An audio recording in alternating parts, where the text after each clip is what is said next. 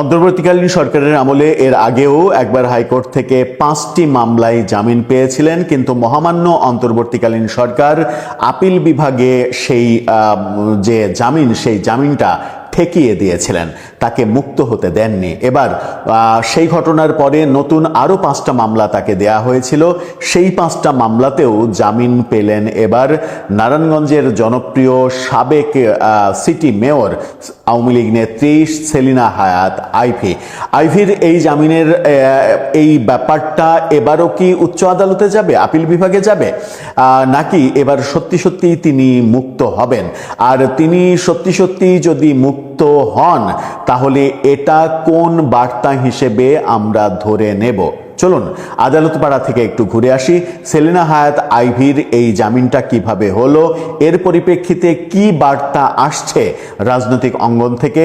অন্যদিকে যখন রাজশাহীর ডিআইজি ঘোষণা দিয়েছেন যে আওয়ামী লীগের কেউ জামিন পেলেই সাথে সাথে আবার শোন অ্যারেস্ট দেখাতে হবে অন্য মামলায়, ব্যাপারটা দুই মেরুর ব্যাপার ঘটছে কিনা সেটাও একটু বুঝে ওঠার চেষ্টা করবো এই ভিডিওতে।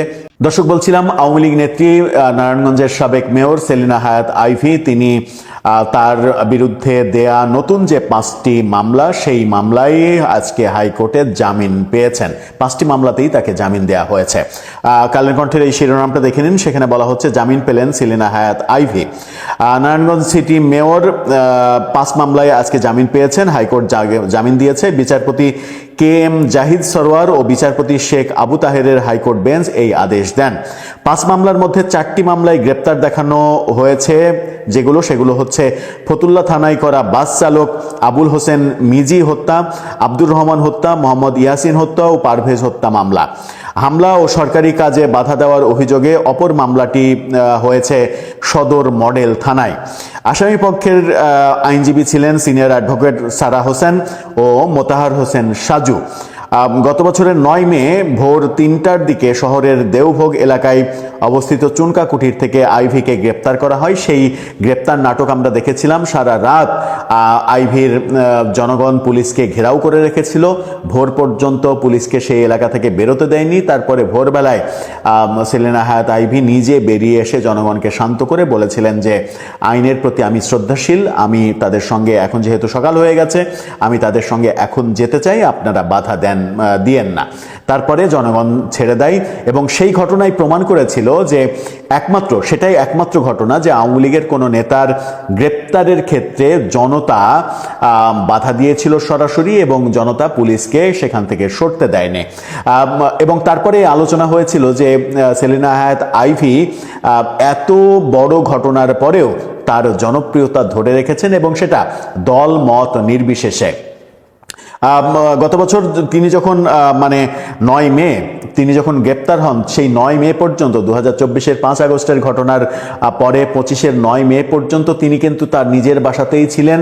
তার বাসাতে এই ততদিন পর্যন্ত একটা ফুলের টোকাও কেউ দেয়নি। তার মানে সর্বস্তরের জনগণ, সব দলের কাছে তিনি গ্রহণযোগ্য ছিলেন। কিন্তু অন্তর্বর্তীকালীন সরকার মনে করেছে সেলিনা হায়াৎ আইভী বাইরে থাকলে তাদের জন্য বিপদ হতে পারে, সেই কারণে তাকে গ্রেপ্তার করেছে। তারপরে তিনি জামিন পেয়েছেন, হাইকোর্ট তাকে জামিন দিয়েছে, উচ্চ আদালতে সেই জামিন ঠেকিয়ে দেওয়া হয়েছে যেন আইভী মুক্ত হতে না পারেন।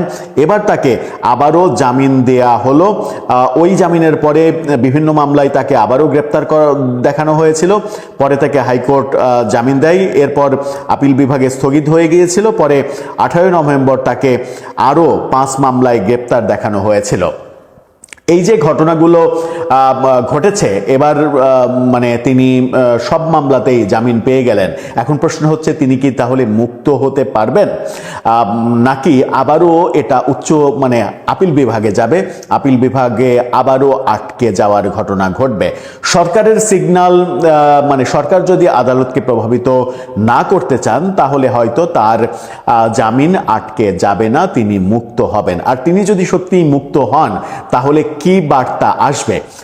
তিনি মুক্ত হলে একটা বার্তা আসবে। অন্যদিকে গতকালকে যে খবরটি ভাইরাল হয়েছে, রাজশাহীর ডিআইজি তার অধীনে যে জেলাগুলো, সেই জেলার এসপিদের কাছে চিঠি পাঠিয়েছেন যে আওয়ামী লীগের নেতাকর্মীরা জামিন পেলেই তাকে সাথে সাথে শোন অ্যারেস্ট দেখাতে হবে অন্য কোনো মামলায়, অর্থাৎ গায়েবী কোনো মামলায় অজ্ঞাত জায়গায় তাকে শোন অ্যারেস্ট দেখাতে হবে, যেন বাইরে থাকতে না পারে। এই ঘটনা চাঞ্চল্যের সৃষ্টি করেছে, সরকারের ভাবমূর্তি নষ্ট করেছে এবং ব্যাপক সমালোচনা হচ্ছে।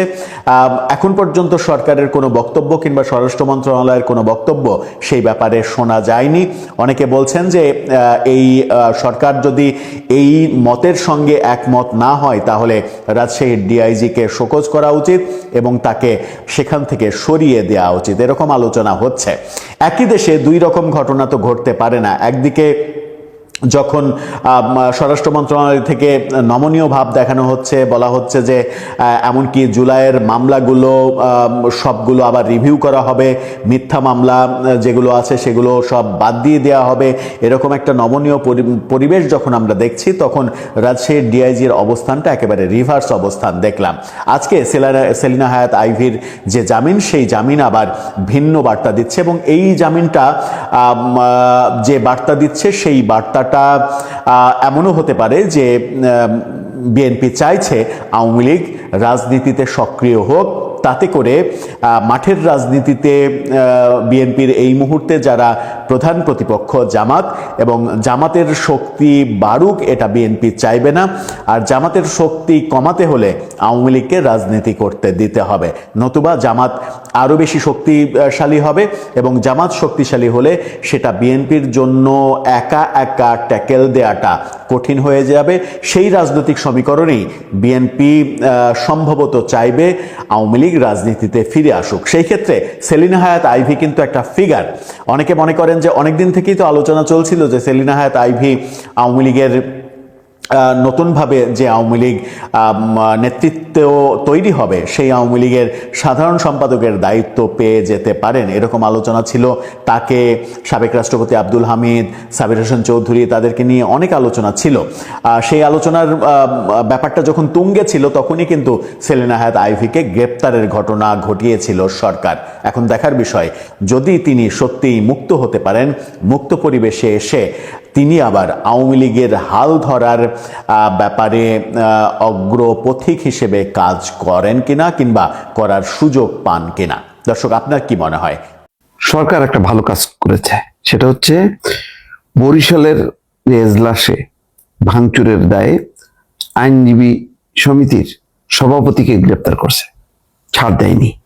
এটা একটা দৃষ্টান্ত। তিনি বিএনপি করেন কিন্তু আবার আইনজীবী সমিতির নেতা। এখন যে ইস্যুতে তিনি ভাঙচুর করেছেন তার নেতৃত্বে একদল আইনজীবী, সেটা অত্যন্ত নিন্দনীয়। একজন আওয়ামী লীগের নেতাকে জামিন দেওয়া হয়েছে, বলা হচ্ছে যে 35-40 লাখ টাকার বিনিময়ে বিচারক সেটা তার জামিন দিয়েছে। সুতরাং জামিনের প্রতিবাদে তারা এজলাসে ভাঙচুর করছে। এখন জামিন দেয়া না দেয়া অধিকার হচ্ছে একেবারে আদালতের, সেখানে আইনজীবী সমিতির সভাপতির কোনো ভূমিকা থাকতে পারে না।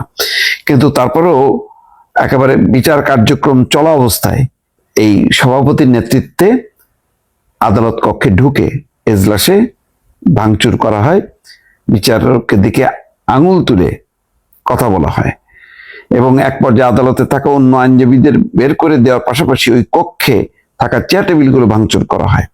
এ সময় আদালত কক্ষে উপস্থিত আইন শৃঙ্খলা বাহিনীর সদস্যদের চিৎকার করে ধমকাতে শোনা যায় ওই আইনজীবীদের, মানে যারা পুলিশ ছিল তাদেরকেও ধমকানো হয়। যাক, এই ভিডিওটা খুবই ভাইরাল হয়েছে। সমালোচনার মুখে এই ঘটনায় জড়িত আইনজীবী সমিতির সভাপতিকে বুধবার দুপুরে গ্রেপ্তার করা হয়।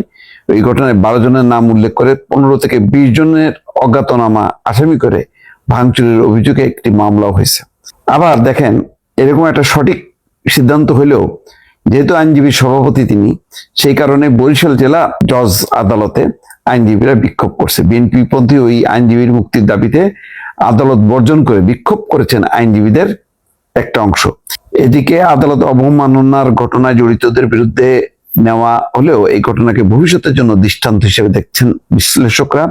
তারা বলছেন দলীয় রাজনীতির প্রভাব বিদ্যমান রেখে বিচার বিভাগের স্বাধীনতা সম্ভব নয়। আমি গতকাল কিন্তু এই কথা বলছি, আমি বিবিসি রিপোর্টকে কোট করলাম যে আপনি মানে বিচার বিভাগের স্বাধীনতা চাইবেন, আদালত তার মতন করে চলবে, স্বাধীনভাবে সে মামলার ম্যারিটস বিবেচনা করে জামিন দেবে অথবা জামিন বাতিল করবে, কিন্তু আইনজীবী সমিতির সভাপতি যার কাজ হচ্ছে সে মামলাগুলোতে যুক্তিতর্ক করবে, বিচারক সিদ্ধান্ত নেবে যে জামিন দেওয়া যাবে কি যাবে না।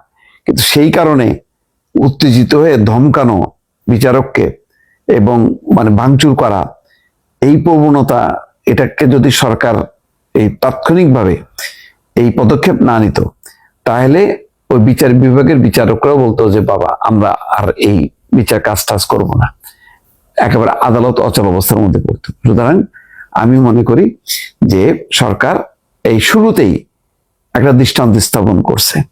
এখন অন্য অনেক জায়গায় হয়তো কারোর মনে যদি এই ধরনের একটা প্রবণতা থেকে থাকে, অন্তত বরিশালের এই ঘটনা থেকে শিক্ষা নেবে যে না, আদালত আদালতের মতন চলবে। কোনো বিচারকের বিরুদ্ধে যদি কোনো অভিযোগ থাকে যে সে ঘুষের বিনিময়ে আসামি ছেড়ে দেয়, তাহলে সেই অভিযোগ যেখানে জানানোর কথা সেখানে জানাইতে হবে, কিন্তু বিচারককে ফোর্স করা যাবে না, বিচারককে ঘেরাও করা যাবে না, বিচারকে ধমক দিয়ে তার সিদ্ধান্ত বদলানো যাবে না। এটা সরকার আমি মনে করি যথোপযুক্ত একটা সিদ্ধান্ত নিয়েছে এবং এই ব্যাপারে তার যে পদক্ষেপটা নিঃসন্দেহে বিচারের সাথে সংশ্লিষ্ট যারা তারা সমর্থন করবে। দর্শক।